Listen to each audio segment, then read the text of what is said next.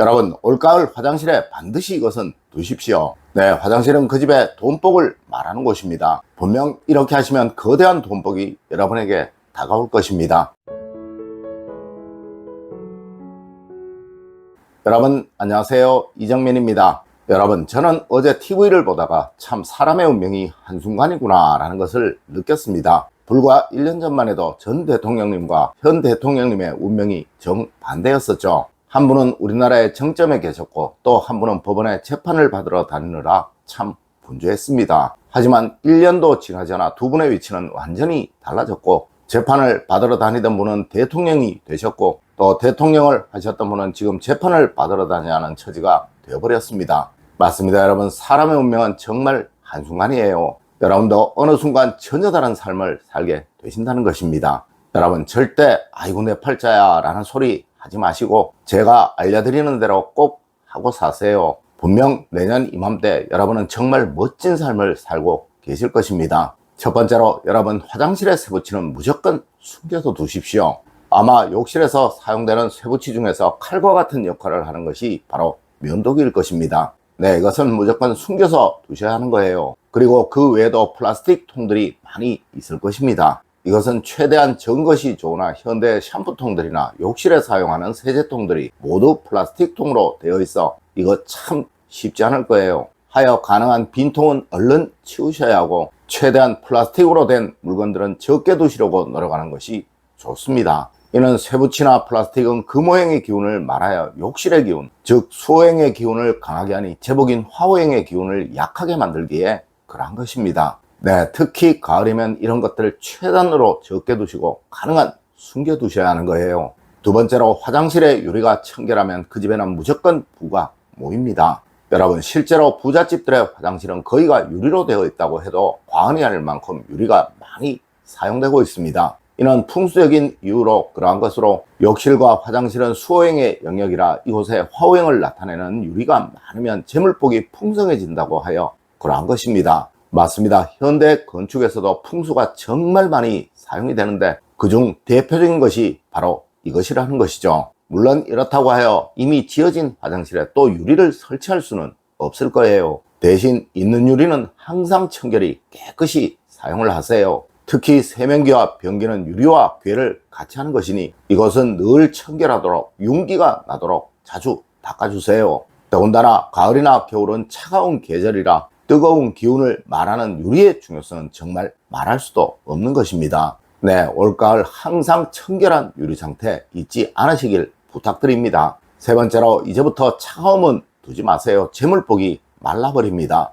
여러분, 실제로 세상 어느 부잣집이든 화장실이 추운 경우는 없습니다. 이는 춥다 차갑다는 것이 수오행을 말하는 것이고 이 기운은 화장실의 재물운을 말하는 화오행과는 정반대되는 개념이에요. 네, 이미 이 화장실은 물이 많이 사용되고 있다는 의미에서 수오행의 기운은 충분하다는 것이죠. 여러분, 절대 화장실을 춥게 사용하지 마세요. 이렇게 되면 어느 집이든 실패를 경험하게 되고 하는 일마다 늘 막힘을 겪게 됩니다. 그리고 특히 가을이나 겨울이 되면 이것은 더욱 중요합니다. 맞습니다. 화장실에 이러함이 있다면 그 집에서는 아무리 돈을 벌어도 알 수 없는 이유로 그 돈들이 다 새어나가 버리게 된다는 거예요.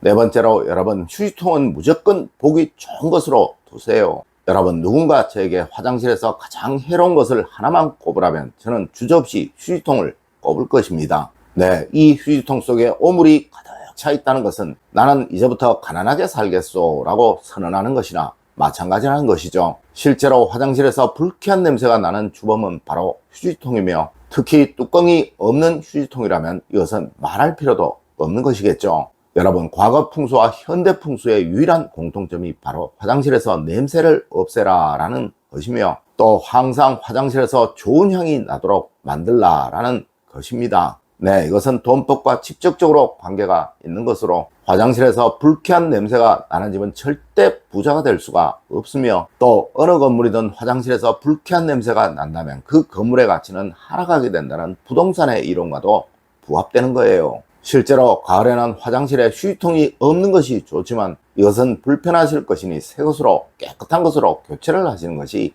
어떻겠습니까? 다섯 번째로, 여러분 화장실에 신발은 가능한 좋은 것을 쓰세요. 여러분 다른 곳에 신뢰하는 싼 것을 사용하셔도 좋습니다. 하지만 욕실만큼은 절대 싸구려 신발을 두지 마세요. 네, 돈이 돈을 부른다는 말처럼 이곳 화장실은 그 집의 재물복을 담당하는 영역이라 이곳에 절대 싸구려 물건이 있어서는 안 되고, 특히 그것이 신발이라면 더욱 그러한 거예요. 아마 많은 분들이 욕실의 신발을 다이소 같은 곳에서 파는 신기 편한 신발을 두고들 계실 것입니다. 네, 이것은 가난을 부르는 절대로 해서는 안 되는 행동이에요. 물론 얼마 전 발표에서도 이런 신발들이 발암물질을 가지고 있어서 건강에도 정말 안 좋다는 이야기도 있었죠. 여러분, 이 화장실은 밀폐가 되어 있는 곳이라 절대 이런 것이 있어서는 안 되는 거예요. 네, 다른 곳처럼 밖을 오가는 신발이 아니라는 것이죠. 여섯 번째로, 여러분 더러움이나 무질서가 없어야 합니다.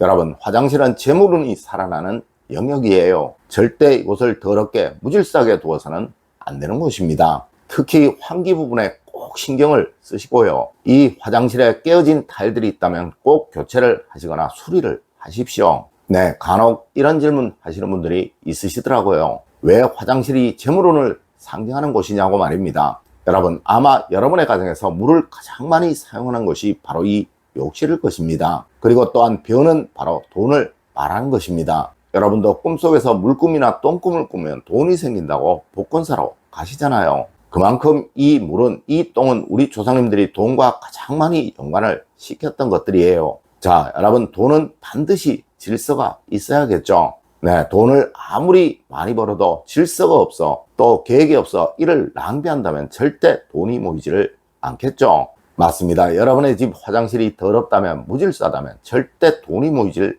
않는다는 이야기인 것입니다. 일곱 번째로, 여러분 화장실의 조명은 무조건 밝게 하세요.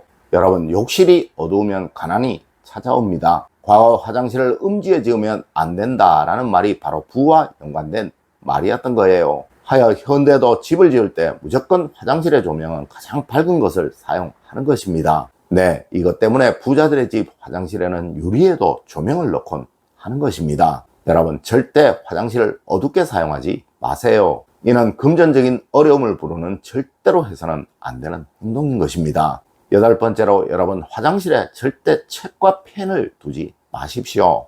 여러분, 화장실은 집안에서 음기가 가장 강해야 하는 곳이며, 이는 모이고 쌓이는 돈, 즉 재물운의 축적을 말하는 거예요. 하여 절대 강한 양기의 물건이 이곳에 있으면 안 되는데, 그 대표적인 물건이 바로 펜이고 책이라는 것입니다. 네, 간혹 화장실에서 책을 보거나 신문을 보시는 분들 있죠.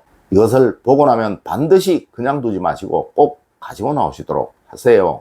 여러분, 오늘 제가 알려드린 이야기 꼭 명심하시길 부탁드리며 오늘의 이야기를 마치도록 하겠습니다. 늘 올바른 학문과 올바른 지식을 여러분들께 전하도록 노력하겠습니다. 여러분, 긴 시간 감사드립니다. 감사합니다.